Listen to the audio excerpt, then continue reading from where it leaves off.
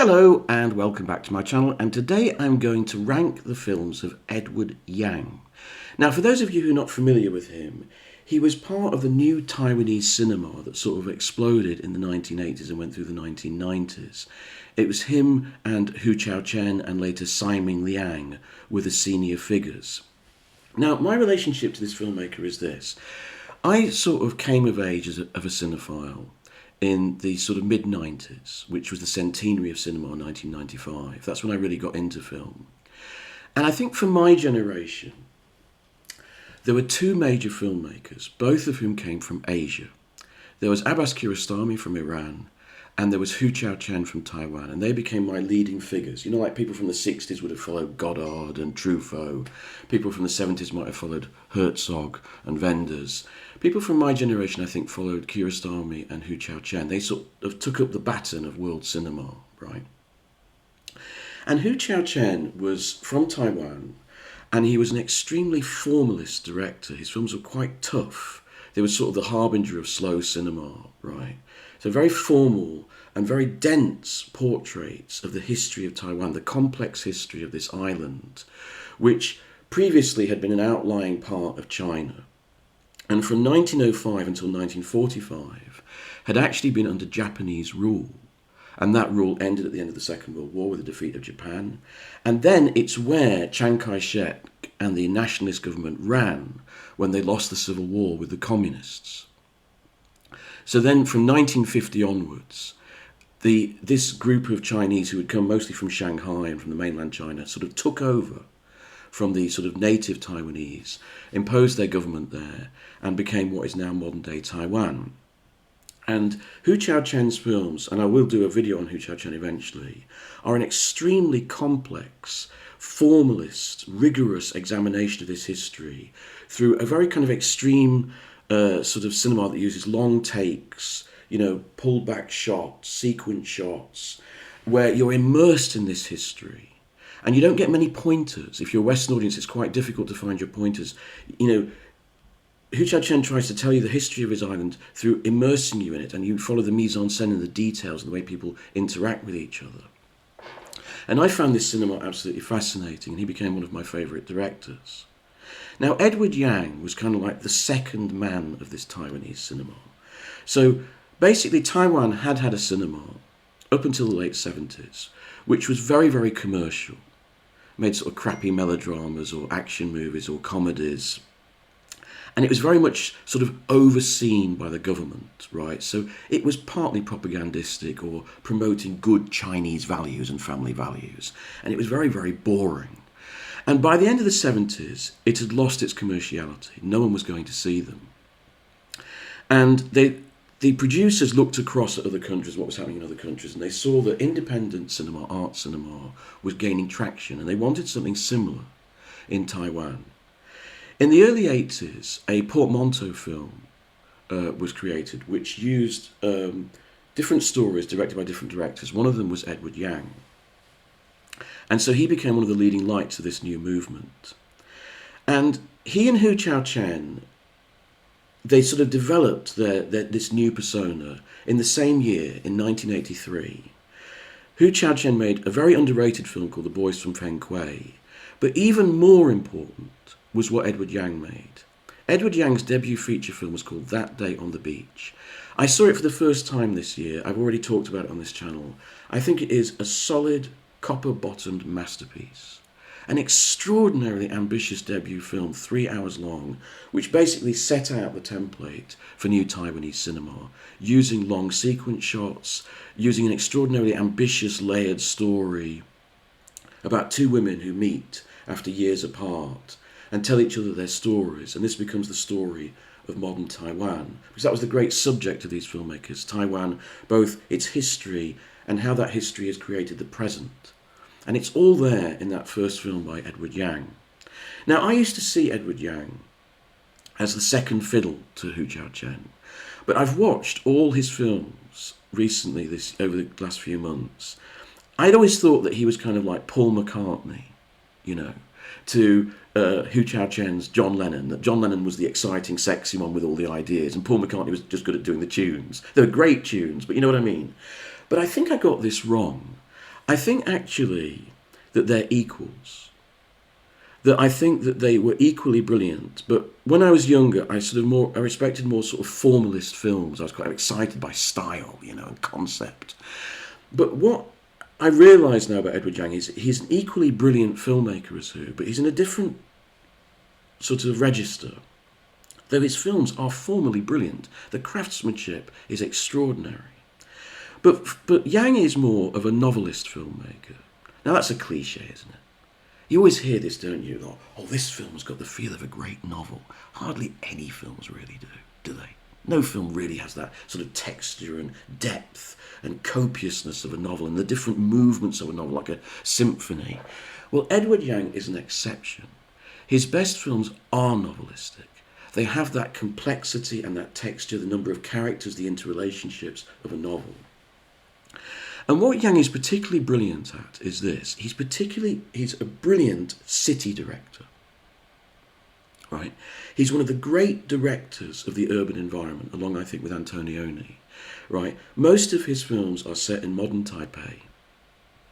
And they are an investigation, a surgical examination of how that city works and the different people who live in it and how they jostle for power and wealth and their relationships. And at the core of everything is how do they stay pure?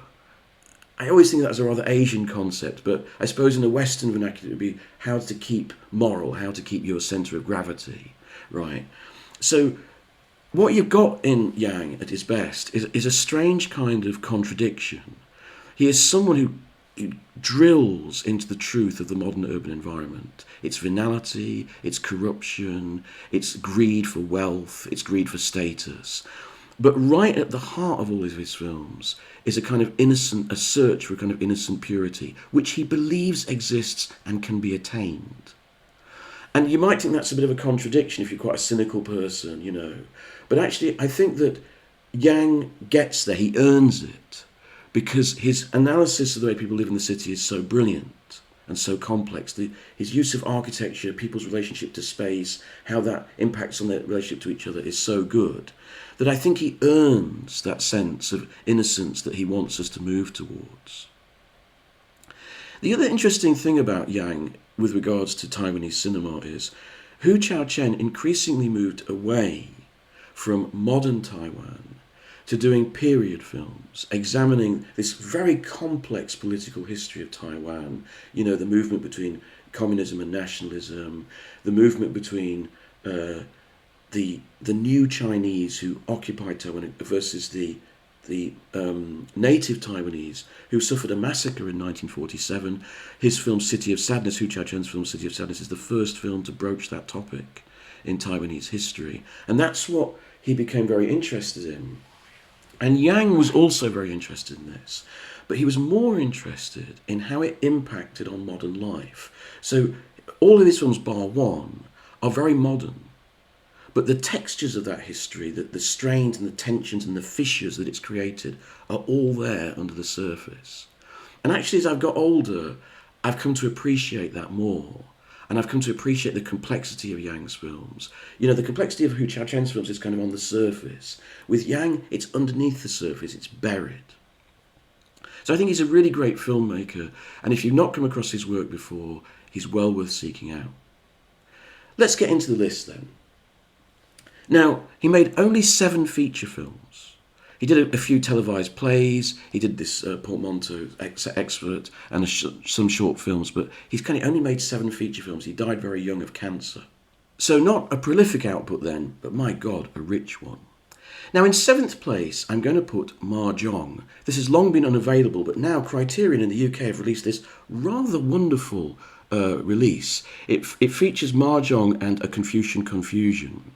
Now these were 2 films that Edward Yang made in the 90s, and he went off on a different tangent from what he had done before. He made kind of satires of Taipei life, particularly looking at capitalism and modern international investment, and how it was starting to, Taiwan was becoming incredibly wealthy at this point. It was a kind of economic juggernaut, right? It was a sort of economic miracle, you might like. But Yang was concerned that all this money and all this status and empowerment was actually impinging on moral purity and character and truth. And so these two films are a kind of acerbic look at that. Mahjong is particularly caustic. It's probably his angriest film. It's a film that looks at how this new sort of global investment in Taiwan, there's lots of Western characters. One of the criticisms of this film has been that he has lots of English-speaking characters and French characters, and they seem a bit awkward and stilted, and their acting has been criticised. But I think that's tolerable, because the whole point is that they are foreigners, they are strangers, and they're not quite at home in this world. So their stiltedness in the action kind of works, I think. Most notably, Virginie Lodéenne, fresh from Olivier Assayas's fantastic film Cold Water, appears as a young Frenchwoman who's looking for her boyfriend but gets lost in Taipei and gets taken in by some local hoodlums who have bad designs on her. This is his angriest film, his most caustic film, and I think it's his most unlikable. Some very politically minded critics have tried to rescue it from obscurity and say it's a great film, like Jonathan Rosenbaum, for example. But I understand why people don't like it. It's a very hard film to like. It's a nasty film. At one point, there's this guy who fancies himself a bit, and he pulls this girl. Then he takes her back to his mob, his gang, and he says, well, in our gang, everyone sleeps with the girlfriend, and so she's forced to sleep with all these boys. It's, okay, it's Yang's comment on where Taipei is going, but it sort of leaves a nasty taste in the mouth. So I admire the ambition of it. I just don't really like watching it very much. It's probably my least favourite Yang film by quite a way. Now, in sixth place is a film that many consider to be Yang's masterpiece. It's this film, his final film, Yi Yi. And this is his most Ozu-like film. It's a portrait of a family. And like Ozu, what's distinctive about it is that every member of the family, all their different problems, are put on the same level. So the young boy at the centre of the film, his story is as important as everyone else's story. And in a way, you can see that it's a portrait of the artist as a little boy. He's obsessed with what people don't know. So he starts photographing the back of their heads because they can't possibly ever see the back of their heads. So you sense that Edward Yang is, in a way, sort of doing a portrait of himself as a young boy. And so that story is as involving as all the other stories, about a young girl in her adolescence discovering what's going on, meeting her first boyfriend, her first love, and so on and so forth. It investigates all levels of modern Taipei society. I think the reason why I put this sixth place, I think it's a great film, and I admire it deeply. But what I've found as I've got older is this. I prefer Edward Yang's earlier work, which is a bit sharper, a bit tougher. It's a bit more of a darker impression of Taipei society. This is more of one of those kind of light humanist classics, that everyone likes. Those nice films like Ikiru by Kurosawa or Bicycle Thieves. And I don't wish to sound very sour or mean or grumbly, but I don't find those films tough enough for me. And this is one of those kind of light films. It has an Ozu-like texture, and it's a brilliant portrait of the modern city and the modern family. And there's very Antonioni-like moments in it. Like, for example, there's one scene where two flats are seen from outside, and you can hear the row from another and the lights looking out onto the darkness of another, just like that scene in L'Eclisse, do you remember? Where Monica Vitti looks up and there's that one lone light in the tower block at night. It's got that feel about it. So it's a superb film, brilliant use of location. There's a wonderful shot of these two young teenage lovers meeting under a bridge, and there's a red stoplight, and then just when the moment comes, the green. It's beautifully done under this urban bridge. So I think it's a superb film. I don't wish to seem very sour about it. I'm down on it. It's just that I like something a bit punchier. Sorry. In fifth place, I'm going to put the other of those 1990s satires, A Confucian Confusion. Very, very good title. Now, this isn't as well admired as Mahjong, actually, and it's probably the least watched of Edward Yang's films, which is why I'm very pleased that Criterion took the risk of putting it out on this DVD. I saw this for the first time a few weeks ago, and I was blown away by it. You see, the thing is, it's called a satire, And it's a very strange film. It's tonally all over the place. It has different registers. It has really comic, wacky characters that you often find in Edward Yang.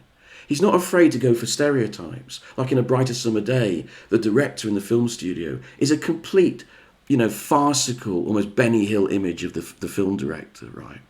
But he also then goes into really great depth, looking at female friendship between, professional, new professional women in this new cityscape and how they relate to each other. And it goes down into real depths. I quite like that tonal frenzy of this film. And in some ways, I think that this is the most Yangian of all Edward Yang films. It probably not is his best film or his most likeable film, but it's very much in that tonal register itself.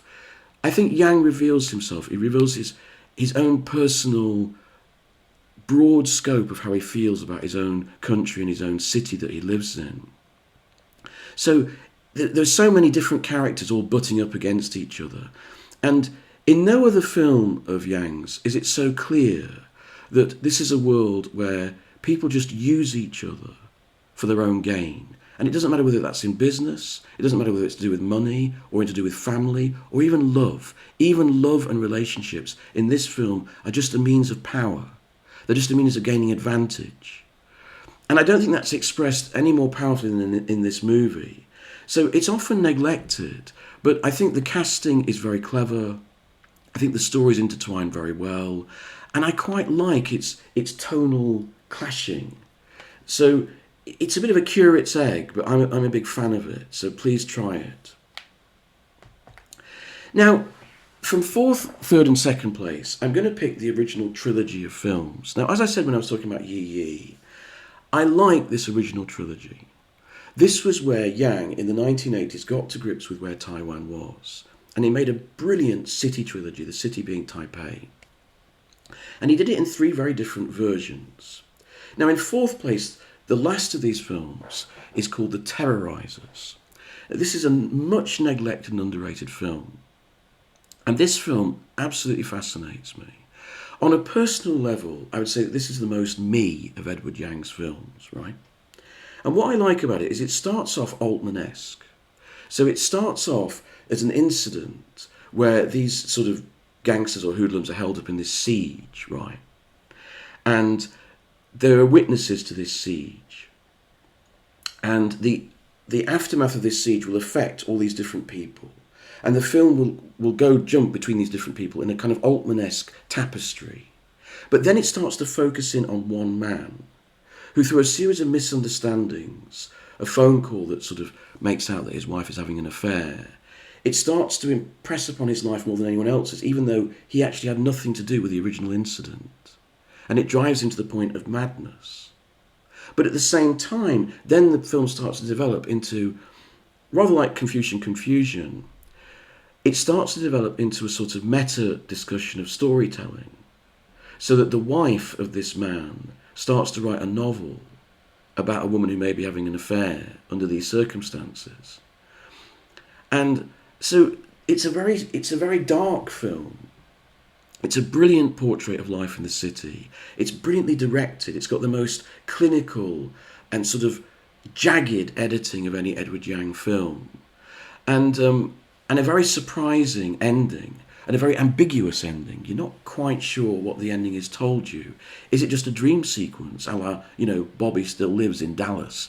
Or is it something, more pessimistic about Taiwan, and more pessimistic about how the artist can accurately convey that?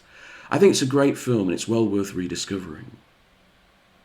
Now, in third place, I've given third place to his debut film, That Day at the Beach, which I've already spoken about, because I think this is just such an incredibly ambitious debut film. One of the great debut films in the history of world cinema, up there with Acatone by Pasolini, La Ciénaga by Lucretia Martel, and various others. I mean, it's 3 hours long. It's amazingly ambitious in its formal invention, this conversation between two women that moves into flashback and moves into a whole complex web looking at this modern city and how recent history has interacted on it. I just think it's extraordinary. I'm just kind of annoyed that it's not more honoured in film history, because really, to me, this film began the whole movement of Asian cinema that took the baton, if you like, from American and European cinema. You know, cinephilia, classic cinephilia, is really built around Franco-American ideas of cinema, the Nouvelle Vague and classic Hollywood.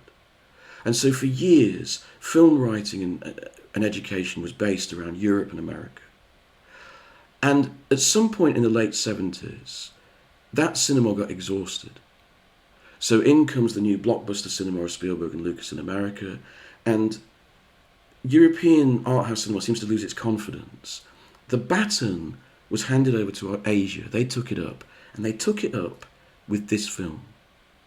And that's when a new cinema begins. That's how important this film is to me, even though I'd not seen it until this year. And that's why I want to put it in third place. I don't just think it's an early work by Edward Yang.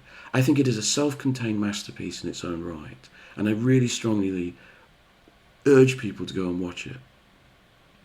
Now, in second place is the film after this. This is a film called Taipei Story.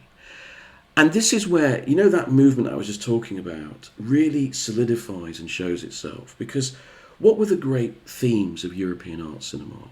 The couple, the modern relationship, the modern woman, how we exist in this modern post-war world. Well, Taipei Story is an abject exercise in how to make that movie. It's about a modern couple, a middle-class couple in Taiwan, trying to keep their work going. The woman is in an office, she's a young professional.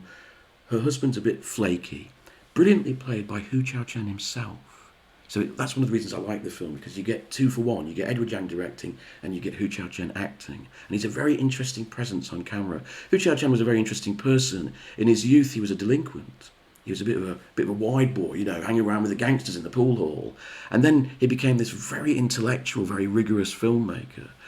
And this film is in that sort of transition period where he's starting to become that serious filmmaker. So it's kind of fascinating to watch him, you know. I love this film. I love the way it looks at the couple. It's a very modern film. I love, you know, Yang is a poet of modern urban spaces, of offices, office blocks, you know, those kind of incredibly monotonous, conformist build, you know, open spaces with phones and flat desks and computer screens and, you know, picture windows, you know. For some reason, the ending of this film, this sort of empty office block looking out, is an image that stays with me. And I love the way, you know, the apartment space in this film. You know, it's well appointed, it's a nice apartment, but it's also a claustrophobic trap. And the way that Yang negotiates those spaces, it directs the actors within them, is brilliant, I think. But look, you know, at the end of the day, when it came to number one in this ranking, I caved in and I followed everyone else. Because his fourth film, which is his most ambitious, his epic, if you like, it's now available in Criterion in its original, and let's see how long it is. It is 236 minutes. This is the original version. For years it was not available. It was only available in the cut-down version. But now, thanks to Criterion, you can watch it in all its gorgeous, beautifully cinematographed glory. And this is his. This is an unusual film for Yang, which is why I didn't really want to pick it. I wanted to pick one of the early acerbic looks at Taipei, but this is such a copper-bottomed, first-class, five-star masterpiece that anyone can see as a great work of cinema. And it's his one period film. So it's his one film where he aligns with Hu Chao-chen. And it's based on a real incident. In 1961, a young teenage boy stabbed a girl in his class. The first crime of its kind in Taiwanese history, and it caused a lot of controversy. And of course this aligns broadly with when Edward Yang himself was a young teenager, broadly speaking. So there's kind of autobiographical element in it as well. It is a beautiful recreation of early 60s, an early 60s Asian country that is balanced between this hectic, chaotic Chinese past that still comes to haunt the characters in it, but where Western American influence and music is coming in. You know, the music of Elvis, the music of rock and roll. it's a stunning portrait. I also think it's one of the great teen movies. And you know, when I was watching it, it made me think of The Godfather. You know, all those things that we're supposed to admire about The Godfather. Again, its novelistic texture, the great acting, the movements of these different groups, you know, these mafia groups with business groups and political groups. Well, this is on the scale of street gangs amongst teenagers and the different girls that the boys are trying to get off with and the different sort of liaisons. And there's one girl at the centre of it who seems to move between boyfriends. She's got this mysterious character, and the central boy is trying to get. He's fallen in love with her, but he can't quite work out who she's with and what she's up to. That complexity that we associate with The Godfather is right here in this film, and yet I think for me, with a much richer formal texture and cinematic investigation, the use of light in this film. It starts with a man turning on a light bulb. And this is a sort of literal thing, you know, that they used to often have power cuts in Taiwan, right? And the people are always going around in the dark. This is a twilight film where no one seems to quite know what's going on or see what's quite going on, which is literal and metaphorical. And throughout the film there's this play on light and seeing things and understanding. So when this boy first sees the girl, he turns on a light in a classroom at night, and you just suddenly see this girl go through the door at the other end. It's as if have you just seen that? The whole film has that feel, right? I think it's brilliantly done. The other thing I like about this film, right, is the casting, right? It's a very difficult film to follow.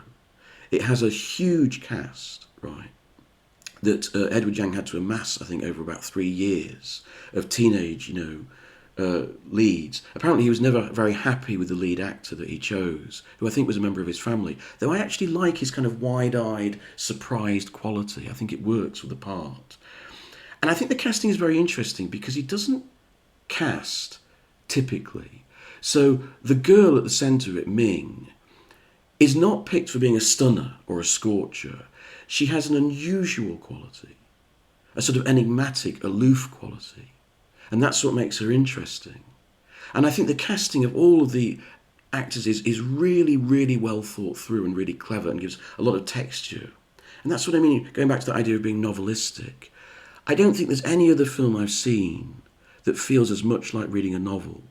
And it has those movements of a novel, you know, so that you have the opening slow build, then you have a set piece, a battle between, you know, two armies, then a character that gets killed, then you move into another sort of movement of the novel, and then you move towards a different climax. And the characters change and build and transform, and their relationships change.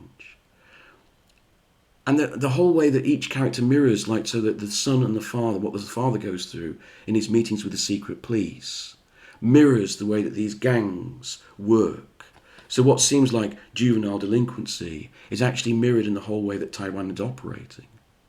The sense of despair and sadness and, you know, this kind of frustration at society at the end of the film is extraordinary. It builds brilliantly.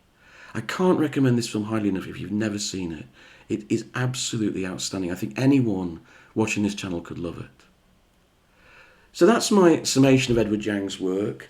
I don't feel I've done justice to these films. They're so complex. You know, each one merits a whole video by itself. But if I've got you to think about watching them, then my job's done. Thanks very much.